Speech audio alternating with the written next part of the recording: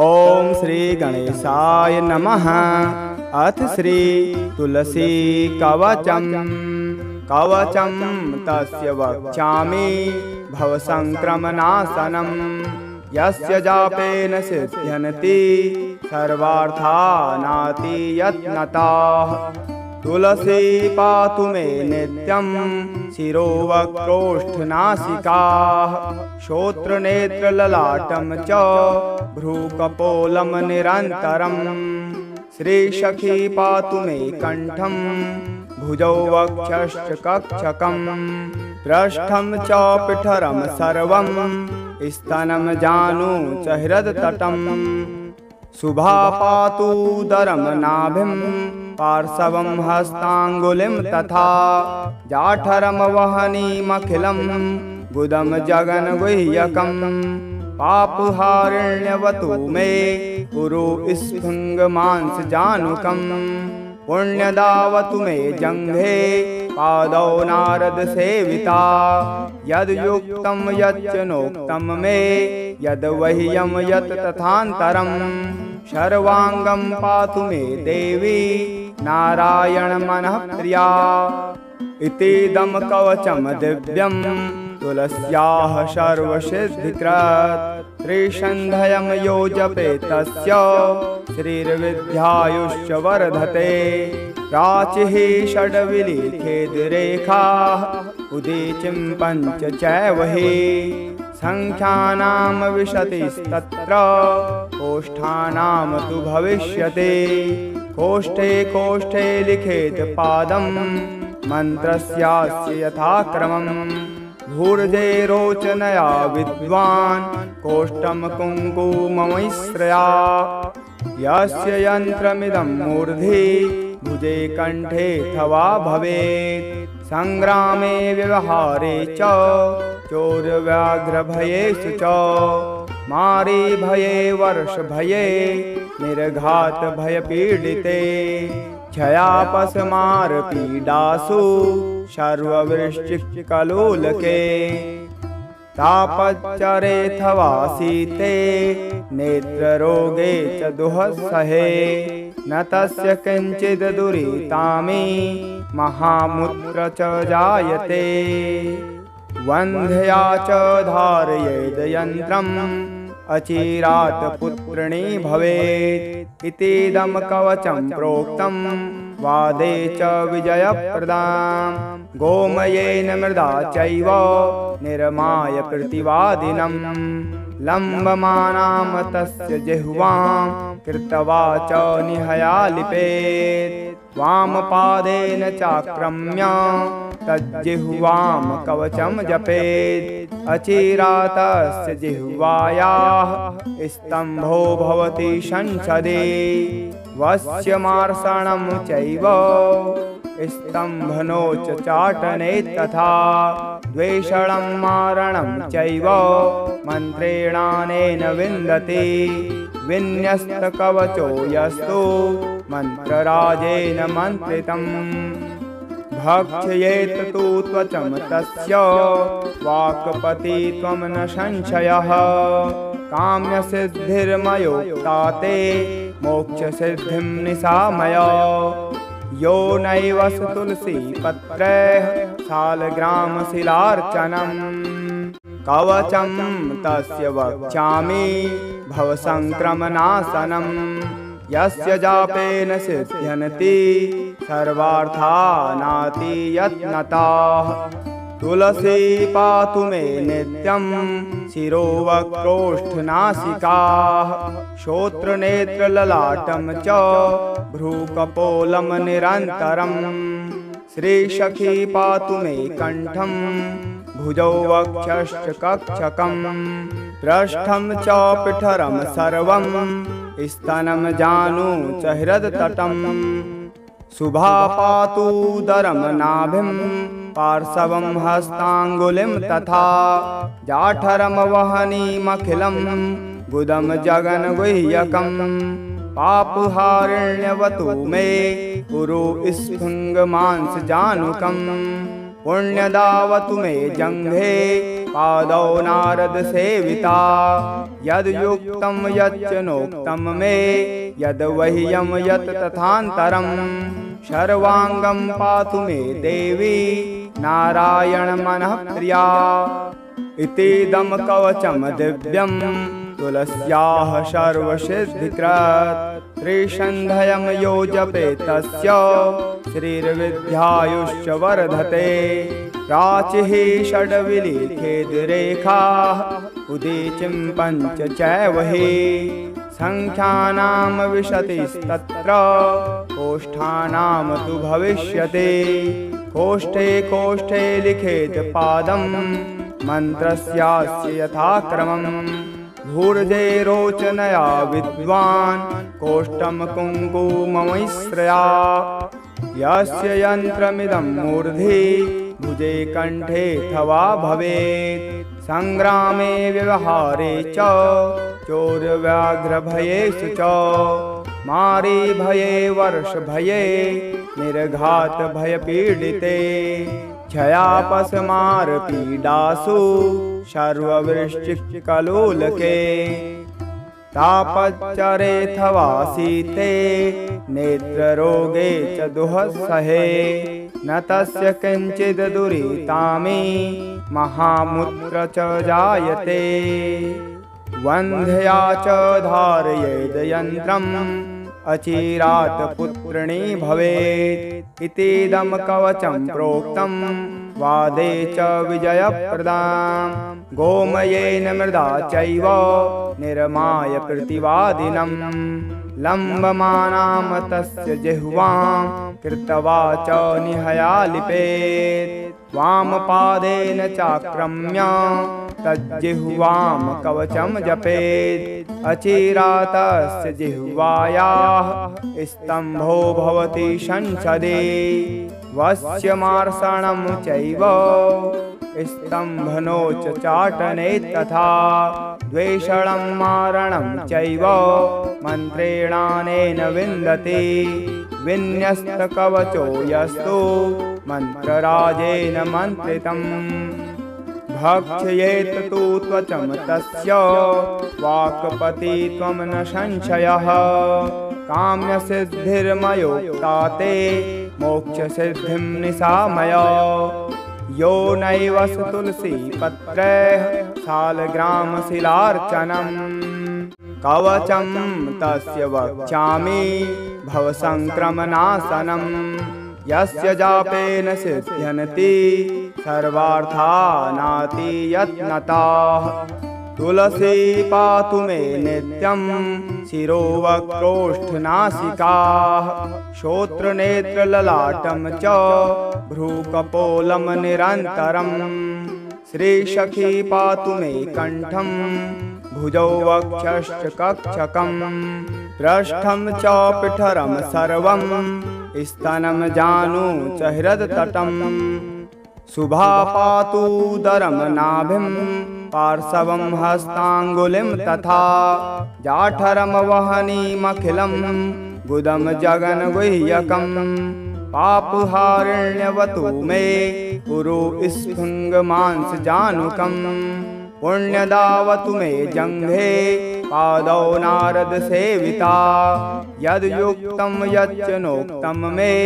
यद्वह्यं यत् तथान्तरं सर्वांगं पातु मे देवी नारायण मनः प्रिया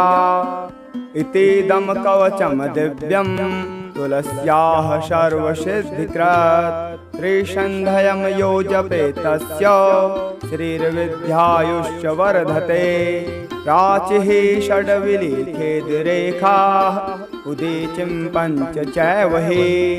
संख्यानां विशतिस्तत्र कोष्ठानां तु भविष्यति कोष्ठे कोष्ठे लिखेत् पादं मन्त्रस्यास्य यथाक्रमम् भूर्जे रोचनया विद्वान् कोष्ठं कुङ्कुममिश्रया यस्य यन्त्रमिदं मूर्धि भुजे कण्ठे अथवा भवेत् संग्रामे व्यवहारे च चोरव्याघ्रभयेषु च मारीभये वर्षभये निर्घात भयपीडिते क्षयापस्मारपीडासु सर्ववृश्चिकलोलके तापच्चरेऽथवासीते नेत्ररोगे च दुःसहे न तस्य किञ्चिद् दुरितामी महामुत्र च जायते वन्ध्या च धारयेद् यन्त्रम् अचिरात् पुत्रिणी भवेत् इतीदं कवचं प्रोक्तं वादे च विजयप्रदां गोमयेन मृदा चैव निर्माय प्रतिवादिनं लम्बमानां तस्य जिह्वां कृत्वा च निहयालिपेत् वामपादेन चाक्रम्य तज्जिह्वां कवचं जपेत् अचिरातस्य जिह्वायाः स्तम्भो भवति संसदि वस्यमार्षणं चैव स्तम्भनो च चाटने तथा द्वेषणं मारणं चैव मन्त्रेणानेन विन्दति विन्यस्तकवचो यस्तु मन्त्रराजेन मन्त्रितम् भक्षयेत् तु त्वचं तस्य वाक्पतित्वं न संशयः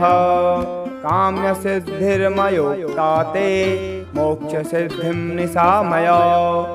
यो नैव तुलसीपत्रैः शालग्रामशिलार्चनं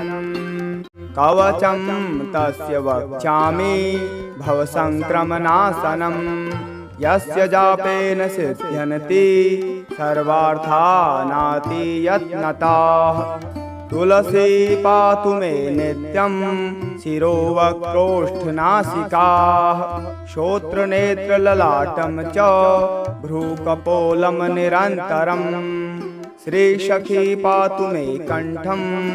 भुजौ वक्षश्च कक्षकं पृष्ठं च पिठरं सर्वं स्तनं जानु च हृदतटं शुभा पातूदरं नाभिं पार्श्वं हस्ताङ्गुलिं तथा जाठरं वहनीमखिलं गुदं जगन्गुह्यकं पापहारिण्यवतु मे पुरो स्फुङ्गमांसजानुकं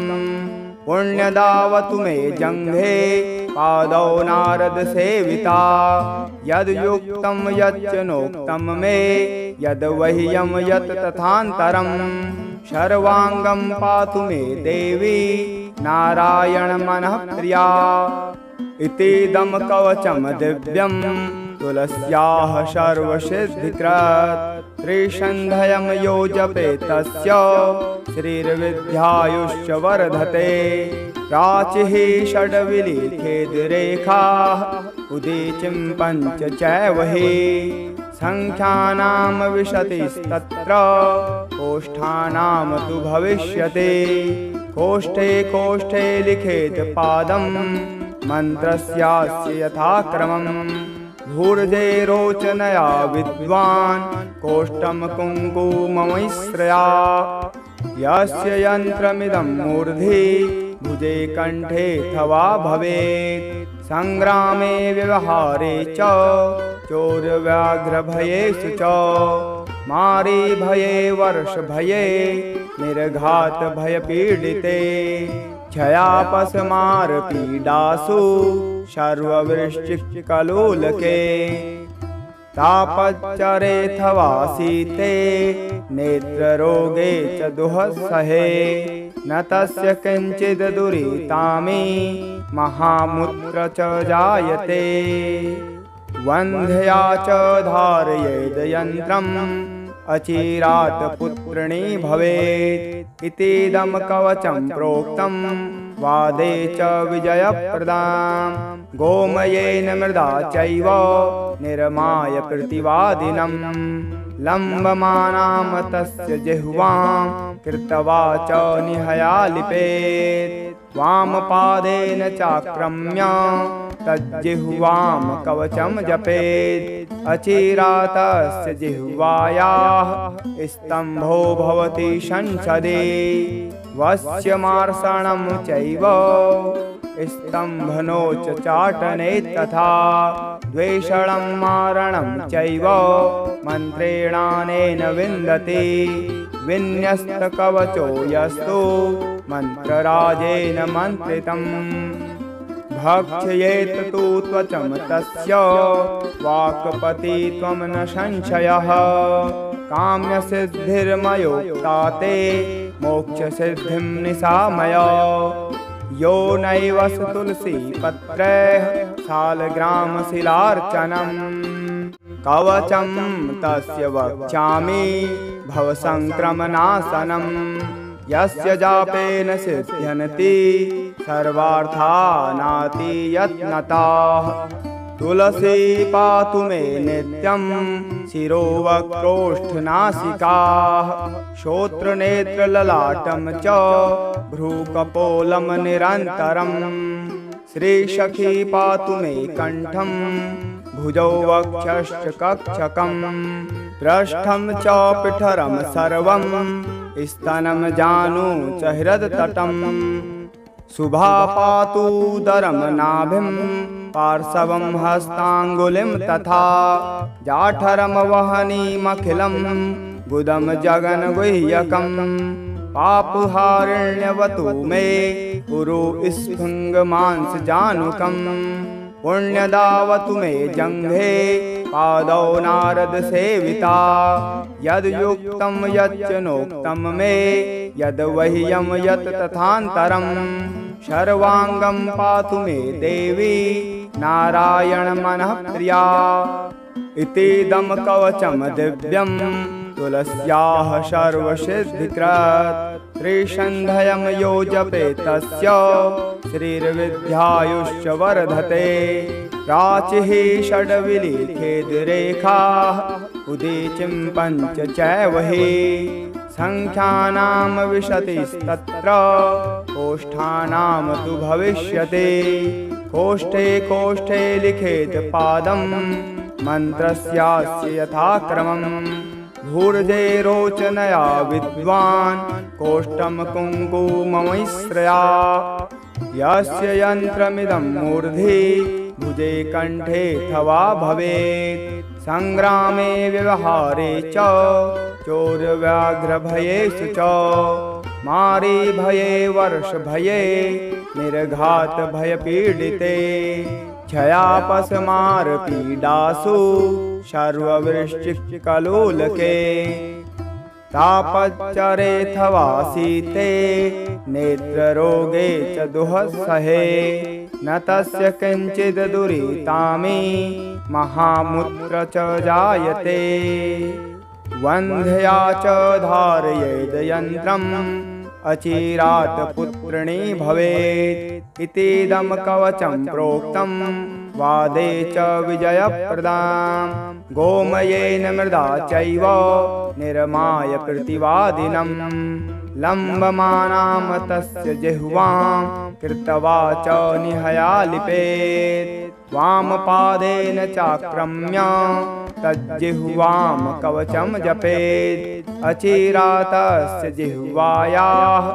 स्तम्भो भवति संसदि वस्यमार्षणं चैव स्तम्भनो च चाटने तथा द्वेषणं मारणं चैव मन्त्रेणानेन विन्दति विन्यस्तकवचो यस्तु मन्त्रराजेन मन्त्रितम् भक्षयेत तु त्वचं तस्य वाक्पतित्वं न संशयः काम्यसिद्धिर्मयोक्ता ते मोक्षसिद्धिं निशामय यो नैव तुलसीपत्रैः शालग्रामशिलार्चनम् कवचं तस्य वक्ष्यामि भवसङ्क्रमणासनम् यस्य जापेन सिद्ध्यन्ति सर्वार्थानाति यत्नताः तुलसी पातु मे नित्यं शिरो वक्रोष्ठनासिकाः श्रोत्रनेत्रललाटं च भ्रूकपोलं निरन्तरम् श्रीसखी पातु मे कण्ठं भुजौ वक्षश्च कक्षकम् पृष्ठं च पिठरं सर्वं स्तनं जानु च हृदतटम् शुभा पातूदरं नाभिं पार्श्वं हस्ताङ्गुलिं तथा जाठरं वहनीमखिलं गुदं जगन्गुह्यकम् पापहारिण्यवतु मे पुरो स्फुङ्गमांसजानुकम् पुण्यदावतु मे जङ्घे पादौ नारदसेविता यद्युक्तं यच्च नोक्तं मे यद्वह्यं यत् तथान्तरम् सर्वाङ्गं पातु मे देवी नारायणमनः प्रिया इतीदं कवचं दिव्यं तुलस्याः सर्वसिद्धिकृत् त्रिसन्ध्यं यो जपेत् तस्य श्रीर्विद्यायुश्च वर्धते प्राचीः षड्विलिखेद्रेखाः उदीचिं पञ्च चैव हि सङ्ख्यानां विशतिस्तत्र कोष्ठानां तु भविष्यति कोष्ठे कोष्ठे लिखेत् पादं मन्त्रस्यास्य यथाक्रमम् भूर्जे रोचनया विद्वान् कोष्ठं कुङ्कुममिश्रया यस्य यन्त्रमिदं मूर्धि भुजे कण्ठे अथवा भवेत् सङ्ग्रामे व्यवहारे च चोरव्याघ्रभयेषु च मारीभये वर्षभये निर्घातभयपीडिते क्षयापस्मारपीडासु सर्ववृश्चिकलोलके तापच्चरेऽथवा शीते नेत्ररोगे च दुःसहे न तस्य किञ्चिद् दुरितामी महामुत्र च जायते वन्ध्या च धारयेद् यन्त्रम् अचिरात् पुत्रिणी भवेत् इतीदं कवचं प्रोक्तं वादे च विजयप्रदां गोमयेन मृदा चैव निर्माय प्रतिवादिनं लम्बमानां तस्य जिह्वां कृत्वा च निहयालिपेत् वामपादेन चाक्रम्य तज्जिह्वां कवचं जपेत् अचिरातस्य जिह्वायाः स्तम्भो भवति संसदे वस्यमार्षणं चैव स्तम्भनो च चाटने तथा द्वेषणं मारणं चैव मन्त्रेणानेन विन्दति विन्यस्तकवचो यस्तु मन्त्रराजेन मन्त्रितम् भक्षयेत् तु त्वचं तस्य वाक्पतित्वं न संशयः काम्यसिद्धिर्मयोक्ता ते मोक्षसिद्धिं निशामय यो नैव तुलसीपत्रैः शालग्रामशिलार्चनम् कवचं तस्य वक्ष्यामि भवसङ्क्रमनाशनम् यस्य जापेन सिद्ध्यन्ति सर्वार्थानाति यत्नताः तुलसी पातु मे नित्यं शिरोवक्रोष्ठनासिकाः श्रोत्रनेत्रललाटं च भ्रूकपोलं निरन्तरम् श्रीसखी पातु मे कण्ठं भुजौ वक्षश्च कक्षकम् पृष्ठं च पिठरं सर्वं स्तनं जानु च हृदतटम् शुभा पातूदरं नाभिं पार्श्वं हस्ताङ्गुलिं तथा जाठरं वहनीमखिलं गुदं जगन्गुह्यकम् पापहारिण्यवतु मे पुरो स्फुङ्गमांसजानुकम् पुण्यदावतु मे जङ्घे पादौ नारदसेविता यद्युक्तं यच्च नोक्तं मे यद्वह्यं यत् तथान्तरम् सर्वाङ्गं पातु मे देवी नारायणमनः प्रिया इतीदं कवचं दिव्यं तुलस्याः सर्वसिद्धिकृत् त्रिसन्ध्यं यो जपेत् तस्य श्रीर्विद्यायुश्च वर्धते प्राचीः षड्विलिखेद्रेखाः उदीचिं पञ्च चैव हि सङ्ख्यानां विशतिस्तत्र कोष्ठानां तु भविष्यति कोष्ठे कोष्ठे लिखेत् पादं मन्त्रस्यास्य यथाक्रमम् भूर्जे रोचनया विद्वान् कोष्ठं कुङ्कुममिश्रया यस्य यन्त्रमिदं मूर्धि भुजे कण्ठे अथवा भवेत् संग्रामे व्यवहारे च चोरव्याघ्रभयेषु च मारीभये वर्षभये निर्घातभयपीडिते क्षयापस्मारपीडासु सर्ववृश्चिकलोलके तापच्चरेऽथवा शीते नेत्ररोगे च दुःसहे न तस्य किञ्चिद् दुरितामी महामुत्र च जायते वन्ध्या च धारयेद् यन्त्रम् अचिरात् पुत्रिणी भवेत् इतीदं कवचं प्रोक्तं वादे च विजयप्रदां गोमयेन मृदा चैव निर्माय प्रतिवादिनं लम्बमानां तस्य जिह्वां कृत्वा च निहयालिपेत् वामपादेन चाक्रम्य तज्जिह्वां कवचं जपेत् अचिरातस्य जिह्वायाः स्तम्भो भवति संसदे वस्यमार्षणं चैव स्तम्भनो च चाटने तथा द्वेषणं मारणं चैव मन्त्रेणानेन विन्दति विन्यस्तकवचो यस्तु मन्त्रराजेन मन्त्रितम् भक्षयेत् तु त्वचं तस्य वाक्पतित्वं न संशयः काम्यसिद्धिर्मयोक्ता ते मोक्षसिद्धिं निशामय यो नैव तुलसीपत्रैः शालग्रामशिलार्चनम् कवचं तस्य वक्ष्यामि भवसङ्क्रमणासनम् यस्य जापेन सिद्ध्यन्ति सर्वार्थानाति यत्नताः तुलसी पातु मे नित्यं शिरोवक्रोष्ठनासिकाः श्रोत्रनेत्रललाटं च भ्रूकपोलं निरन्तरम् श्रीसखी पातु मे कण्ठं भुजौ वक्षश्च कक्षकम् पृष्ठं च पिठरं सर्वं स्तनं जानु च हृदतटम् शुभा पातु उदरं नाभिं पार्श्वं हस्ताङ्गुलिं तथा जाठरं वहनीमखिलं गुदं जगन्गुह्यकम् पापहारिण्यवतु मे उरु स्फुङ्गमांसजानुकम् पुण्यदावतु मे जङ्घे पादौ नारदसेविता यद्युक्तं यच्च नोक्तं मे यद्वह्यं यत् तथान्तरम् सर्वाङ्गं पातु मे देवी नारायणमनः प्रिया इतीदं कवचं दिव्यं तुलस्याः सर्वसिद्धिकृत् त्रिसन्ध्यं यो जपेत् तस्य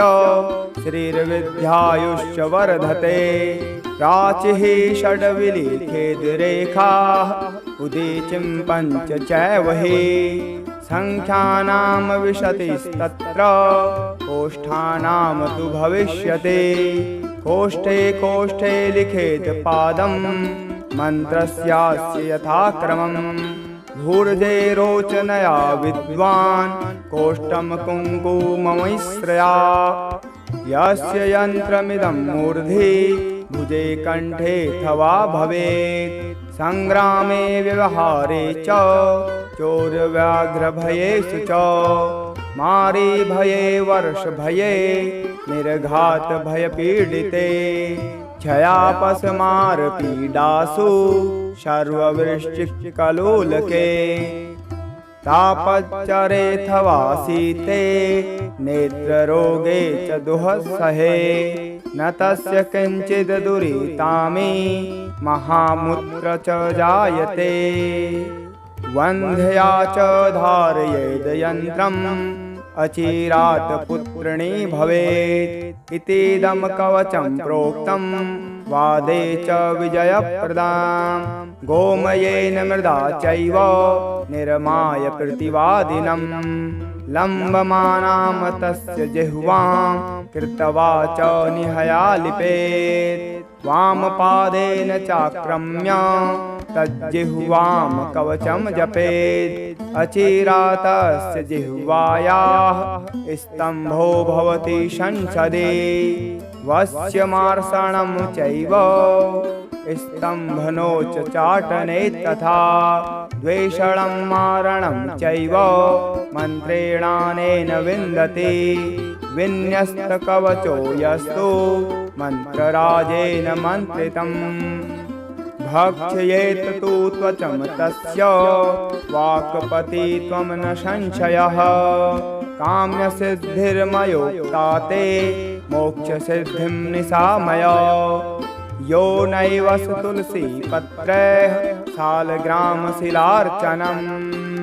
कवचं तस्य वक्ष्यामि भवसङ्क्रमणासनं यस्य जापेन सिद्ध्यन्ति सर्वार्थानातियत्नताः तुलसी पातु मे नित्यं शिरोवक्रोष्ठनासिकाः श्रोत्रनेत्रललाटं च भ्रूकपोलं निरन्तरम् श्रीसखी पातु मे कण्ठं भुजौ वक्षश्च कक्षकं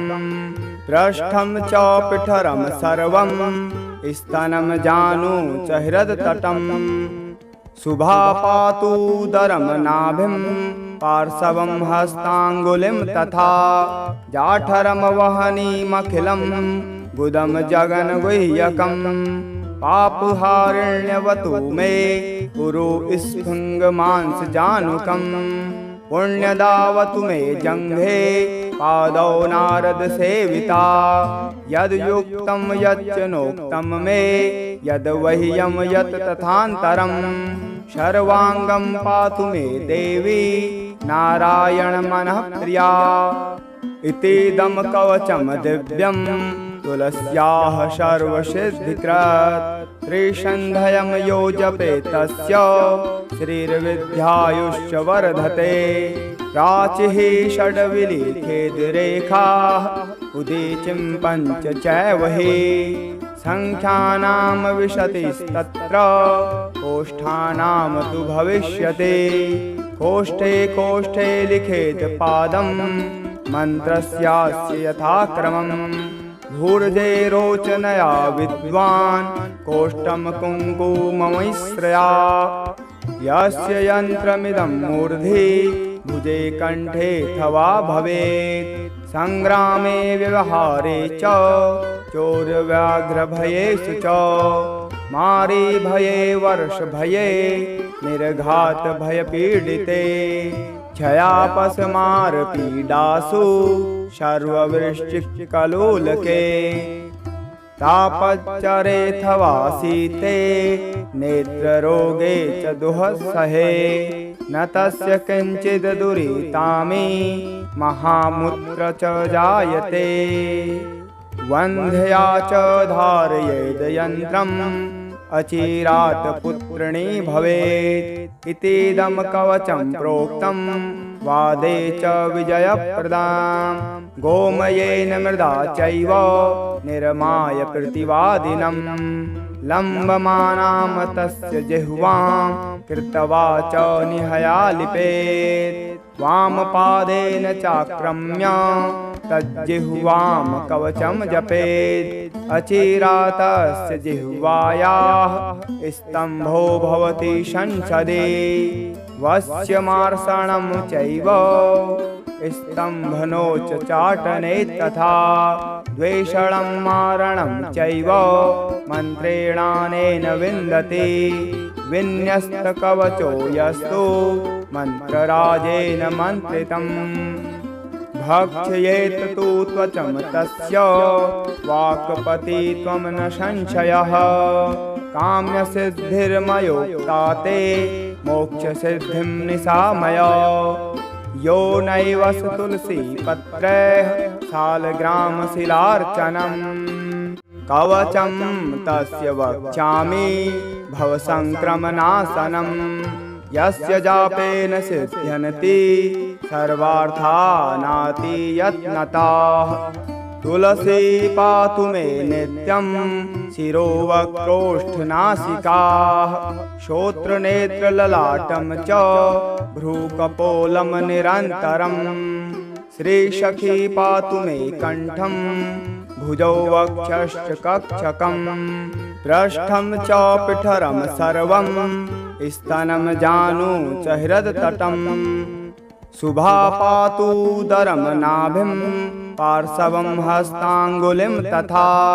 जाठरं वहनीमखिलं गुदं जगन्गुह्यकं पापहारिण्यवतु मे पुरो स्फुङ्गमांसजानुकं पुण्यदावतु मे जङ्घे पादौ नारदसेविता यद्युक्तं यच्च नोक्तं मे यद्वह्यं यत् तथान्तरं सर्वाङ्गं पातु मे देवी नारायणमनः प्रिया इतीदं कवचं दिव्यं तुलस्याः सर्वसिद्धिकृत् त्रिसन्ध्यं यो जपेत् तस्य श्रीर्विद्यायुश्च वर्धते प्राचीः षड्विलिखेद्रेखाः उदीचिं पञ्च चैव हि संख्यानां विशतिस्तत्र कोष्ठानां तु भविष्यति कोष्ठे कोष्ठे लिखेत् पादं मन्त्रस्यास्य यथाक्रमम् भूर्जे रोचनया विद्वान् कोष्ठं कुङ्कुममिश्रया यस्य यन्त्रमिदं मूर्धि भुजे कण्ठे थवा भवेत् संग्रामे व्यवहारे च चोरव्याघ्रभयेषु च मारीभये वर्षभये निर्घातभयपीडिते क्षयापस्मारपीडासु सर्ववृश्चिकलोलके तापच्चरेऽथवा शीते नेत्ररोगे च दुःसहे न तस्य किञ्चिद् दुरितामी महामूत्र च जायते वन्ध्या च धारयेद् यन्त्रम् अचिरात् पुत्रिणी भवेत् इतीदं कवचं प्रोक्तं वादे च विजयप्रदां गोमयेन मृदा चैव निर्माय प्रतिवादिनं लम्बमानां तस्य जिह्वां कृत्वा च निहयालिपेत् वामपादेन चाक्रम्य तज्जिह्वां कवचं जपेत् अचिरातस्य जिह्वायाः स्तम्भो भवति संसदे वस्यमार्षणं चैव स्तम्भनो च चाटने तथा द्वेषणं मारणं चैव मन्त्रेणानेन विन्दति विन्यस्तकवचो यस्तु मन्त्रराजेन मन्त्रितम् भक्षयेत् तु त्वचं तस्य वाक्पतित्वं न संशयः काम्यसिद्धिर्मयोक्ता ते मोक्षसिद्धिं निशामय यो नैव तुलसीपत्रैः शालग्रामशिलार्चनं कवचं तस्य वक्ष्यामि भवसङ्क्रमनाशनं यस्य जापेन सिद्ध्यन्ति सर्वार्थानाति यत्नताः तुलसी पातु मे नित्यं शिरोवक्रोष्ठनासिकाः श्रोत्रनेत्रललाटं च भ्रूकपोलं निरन्तरम् श्रीसखी पातु मे कण्ठं भुजौ वक्षश्च कक्षकं पृष्ठं च पिठरं सर्वं स्तनं जानु च हृदतटम् शुभा पातूदरं नाभिं पार्श्वं हस्ताङ्गुलिं तथा जाठरं वहनीमखिलं गुदं जगन्गुह्यकं पापहारिण्यवतु मे पुरो स्फुङ्गमांसजानुकं पुण्यदावतु मे जङ्घे पादौ नारदसेविता यद्युक्तं यच्च नोक्तं मे यद्वह्यं यत् तथान्तरं सर्वाङ्गं पातु मे देवी नारायणमनः प्रिया इतीदं कवचं दिव्यं तुलस्याः सर्वसिद्धिकृत् त्रिसन्ध्यं यो जपेत् तस्य श्रीर्विद्यायुश्च वर्धते प्राचीः षड्विलिखेद्रेखाः उदीचिं पञ्च चैव हि संख्यानां विशतिस्तत्र कोष्ठानां तु भविष्यति कोष्ठे कोष्ठे लिखेत् पादं मन्त्रस्यास्य यथाक्रमम् भूर्जे रोचनया विद्वान् कोष्ठं कुङ्कुममिश्रया यस्य यन्त्रमिदं मूर्धि भुजे कण्ठे अथवा भवेत् संग्रामे व्यवहारे च चोरव्याघ्रभयेषु च मारीभये वर्षभये निर्घातभयपीडिते क्षयापस्मारपीडासु सर्ववृश्चिकलोलके तापच्चरेऽथवा शीते नेत्ररोगे च दुःसहे न तस्य किञ्चिद् दुरितामी महामुत्र च जायते वन्ध्या च धारयेद् यन्त्रम् अचिरात् पुत्रिणी भवेत् इतीदं कवचं प्रोक्तं वादे च विजयप्रदां गोमयेन मृदा चैव निर्माय प्रतिवादिनं लम्बमानां तस्य जिह्वां कृत्वा च निहयालिपेत् वामपादेन चाक्रम्य तज्जिह्वां कवचं जपेत् अचिरातस्य जिह्वायाः स्तम्भो भवति संसदि वस्यमार्षणं चैव स्तम्भनोच चाटने तथा द्वेषणं मारणं चैव मन्त्रेणानेन विन्दति विन्यस्तकवचो यस्तु मन्त्रराजेन मन्त्रितम् भक्षयेत् तु त्वचं तस्य वाक्पतित्वं न संशयः काम्यसिद्धिर्मयोक्ता ते मोक्षसिद्धिं निशामय यो नैव तुलसीपत्रैः शालग्रामशिलार्चनम् कवचं तस्य वक्ष्यामि भवसङ्क्रमनाशनम् यस्य जापेन सिद्ध्यन्ति सर्वार्थानातियत्नताः तुलसी पातु मे नित्यं शिरोवक्रोष्ठनासिकाः श्रोत्रनेत्रललाटं च भ्रूकपोलं निरन्तरम् श्रीसखी पातु मे कण्ठं भुजौ वक्षश्च कक्षकम् पृष्ठं च पिठरं सर्वं स्तनं जानु च हृदतटम् शुभा पातूदरं नाभिं पार्श्वं हस्ताङ्गुलिं तथा जाठरं वहनीमखिलं गुदं जगन्गुह्यकम् पापहारिण्यवतु मे पुरु स्फुङ्गमांसजानुकम् पुण्यदावतु मे जङ्घे पादौ नारदसेविता यद्युक्तं यच्च नोक्तं मे यद्वह्यं यत् तथान्तरम् सर्वाङ्गं पातु मे देवी नारायणमनःप्रिया इतीदं कवचं दिव्यं तुलस्याः सर्वसिद्धिकृत् त्रिसन्ध्यं यो जपेत् तस्य श्रीर्विद्यायुश्च वर्धते प्राचीः षड्विलिखेद्रेखाः उदीचिं पञ्च चैव हि संख्यानां विशतिस्तत्र कोष्ठानां तु भविष्यति कोष्ठे कोष्ठे लिखेत् पादं मन्त्रस्यास्य यथाक्रमम् भूर्जे रोचनया विद्वान् कोष्ठं कुङ्कुममिश्रया यस्य यन्त्रमिदं मूर्धि भुजे कण्ठे अथवा भवेत् संग्रामे व्यवहारे च चोरव्याघ्रभयेषु च मारीभये वर्षभये निर्घातभयपीडिते क्षयापस्मारपीडासु सर्ववृश्चिकलोलके तापच्चरेऽथवा शीते नेत्ररोगे च दुःसहे न तस्य किञ्चिद् दुरितामे महामुत्र च जायते वन्ध्या च धारयेद् यन्त्रम् अचिरात् पुत्रिणी भवेत् इतीदं कवचं प्रोक्तं वादे च विजयप्रदाम् गोमयेन मृदा चैव निर्माय प्रतिवादिनम्